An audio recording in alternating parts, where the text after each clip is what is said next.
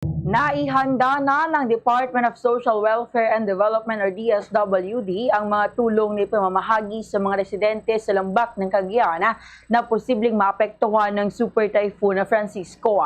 Sa panayam ng Bombo Radyo Kawan kay Regional Director Lucia Alan ng DSWD Region 2, sinabi niya na sa kabuuan ay mayroong 210,685 family food bags ang ahensya. 114,254 sa mga ito ay nakapreposition na sa bawat local government units habang nalalabing 96,431 naman ay nasa iba't ibang warehouses sa rehiyon. Anya, mayroong 3 million standby funds ang ahensya na maaaring gamitin kung sakaling kulangin ang mga nakahandang food packs.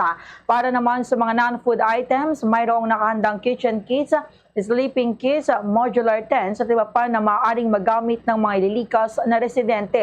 Isa sa pangunahing tinututukan ng ahensya ang mga coastal towns kung saan doble ng bilang ng populasyon ang food packs na dinala roon dahil sa mahirap na accessibility sa lugar kapag may sakuna. Ganito ang bahagi ng pahayag ni Regional Director Lucia Alan. Mobile na operation center na kung saan medyo complex na center yon. Kunyari, nawala ng kuryente. So, meron kaming doon. Merong magamit doon sa loob ng center na yon. Mobile center siya. Tractor siya na dinadala doon sa area na nawala ng kuryente. Pwede tayong magkalap ng information at pwede nating maibato doon sa NDRRMC at kasama po ang DSWD Central Office natin.